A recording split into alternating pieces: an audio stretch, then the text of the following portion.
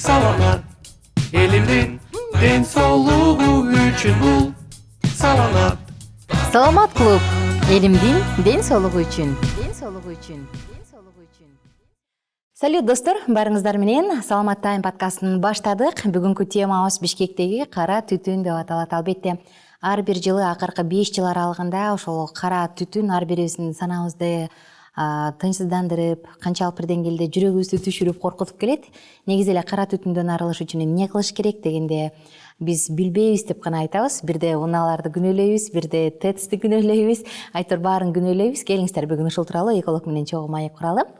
Анда төрүбүздө эколог, илимий кызматкер, айлана чөйрөнү коргоонун мыкты отличниги Айгүл Жаманакатовна, саламатсызбы? Саламатсызбы. Көрөрмандарыбыз менен амандашып алыңыз. Саламатсыздарбы, кыргыз элим. Кандайсыз, иштериңиз жакшыбы? Рахмат, жакшы. Көргөнүмө абдан кубанычтамын. Бүгүн ошол биз Бишкектеги кара түтүн жөнүндө сөз кылалы деп турабыз. Алгач эле түтүндүн ден соолукка тийгизген таасири кандай, ушул жөнүндө сөз кыла кетели. Жалпы эле түтүн ден соолукка кандай таасир берет?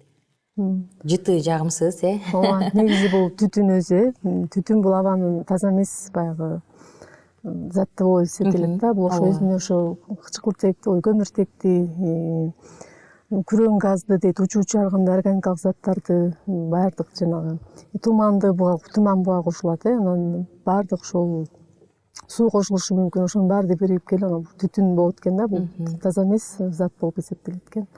Анан түтүн бул ошо өзү айтып аткандай эле адамдарга ошондой эле айлана чөйрөгө терс таасирин тийгизет экен. Адамдарга кай жагынан бул ошо мурун көңдөй ооруларын алып келет экен, кекиртек, ошондой эле өпкө ооруларын алып келет. Өпкө ошо дайыма түтүндө болсо, жутуп жүрсө, бронхит, астма ооруларын, анан жүрүп отуруп пневмония, андан да ашынып өтүп анан рак, онкологиялык ооруларды бул өзүнө алып келет да. Түтүн дегендечи бир аз тактап алгым келет. Мисалы, күз мезгилинде баарыбыз айлана чөйрөнү тазалап, жалбырактарды өрттөйбүз. Кышында көмүрдүн түтүнү го, баардык эле ушул түтүндөрдүн составы, зыяндуулугу окшош келеби же канчалык бир деңгээлде зыяндуулугу жагынан айырмасы барбы? Анан бул өзүнүн баягы курамына жараша болот. Мисалы үчүн азыр жанагы цехтен чыккан дарды эле отун катары колдонуп, синтетикалык кеземелерди да. Ал негизи отун эмес да, бирок отун катары колдонот да. Кээ бир мончолордо сауналар жагып атат, же болбосо анан жана машинанын дөңгөлөктөрүн жагып атышат. Булар өтө баягы стойкий деп коет да, неме туруктуу кошулмалар болуп эсептелгендиктен булар абада аябай зыяндуу да, көпкө чейин жүрөт. Анан адамдын организмине же топуракка же өсүмдүккө сиңсе, ал ошол жер чиритип, анан ошондой айыкпаган рак алып келет да.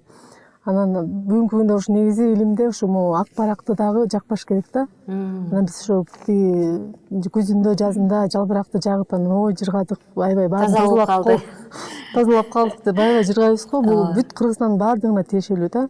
Бирок бүгүнкү күндө ошондой ак баракты дагы жакпаш керек да. Бул дагы ушундай өзүнө бир учканда бир нерсени алып жүрүшү мүмкүн да, ошондой туруктуу бизге билинбеген менен да. Анан ошондуктан бул аябай эле баягы болбойт деген сөздү биз айтышыбыз керек да, адис катары. Эч кандай эч нерсени жакканга болбойт, аларды кайра иштеткенге кетириш керек же ошондой бир нерсе утилизация ушундайга кетириш керек да, жакпаш керек. Анан бул оңой эле да, Кыргызстандын баягы тоолуу өлкө болуп, жашыл өлкө, анан ушу жалбыракты огороддун этегине эле алып барып койсо, ал жүрүп отуруп жылытып топуракка айланып жер семирткич эле болуп кетет да.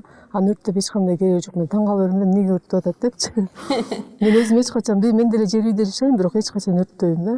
Туугандарыма да айтам, өрттөгүлө, ошо огороддун этегине таштап койсоңор, өзү эле кийинчерээк билинбей калат деп, чирип кетет деп, ушундай да.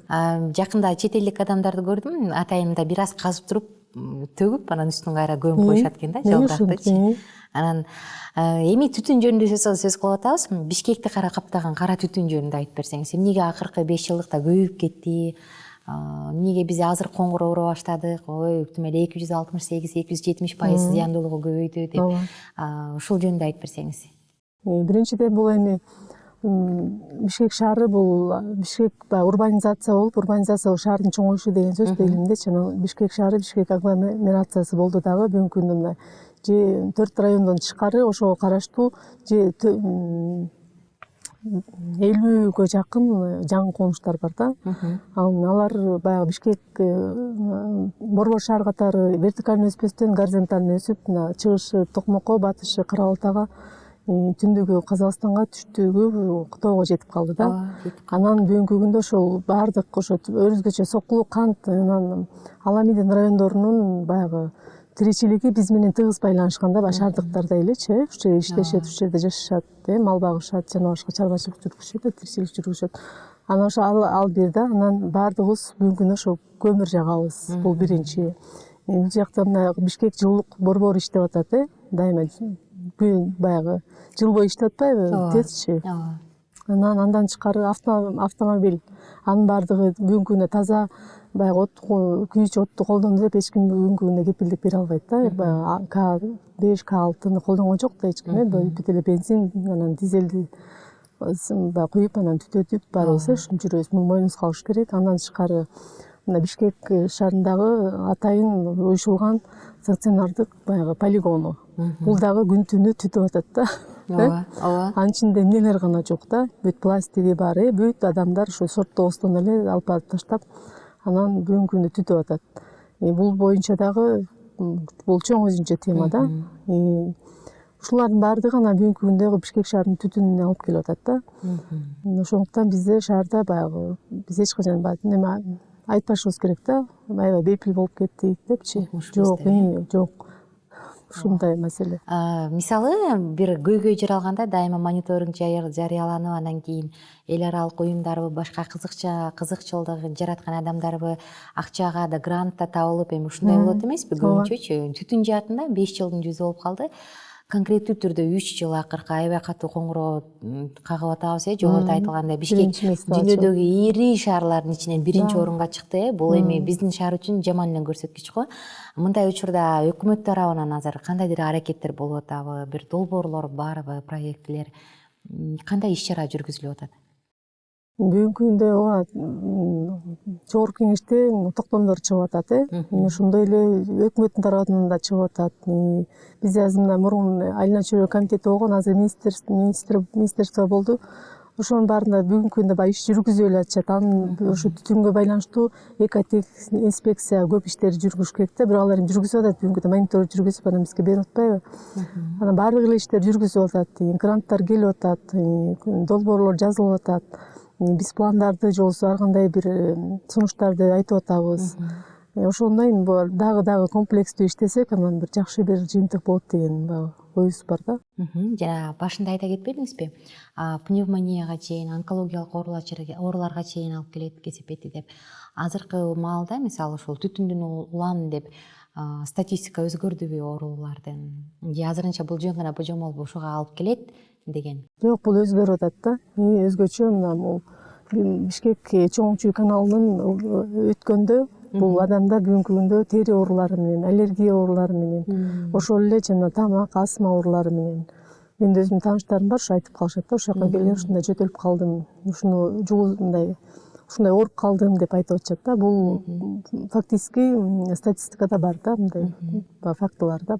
Бар, Мага да кызык болуп кетти да, мисалы коронавирус менен алышып атпайбызбы? 2019-жылдан беричи Бишкектеги тургундар эгерде бизде ушу дайыма түтүн менен дем алып жүрсөк, биздин өпкөбүз анда биртоп эле кыйналып калса керек, бул учурда.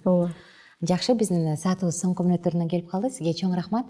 Биз болсо бардык досторубуз менен убактылуу коштошобуз. Кийинки подкасттан амандашканча, бардык суроолор бар болсо, албетте жазыңыз, ылдый жакка комментарий калтырыңыз. Андан тышкары WhatsApp номерубуз бар: +1 301 760 60 70 сандарына. Ал жакка дагы суроолорду калтырып кайрылсаңыз, биз экология жекелерибиз менен, агайларыбыз менен байланышып, жоопторду алып бергенге аракет кылабыз.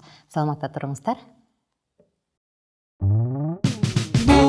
Саламат элимдин ден соолугу үчүн бул саламат Саламат клуб элимдин ден соолугу үчүн.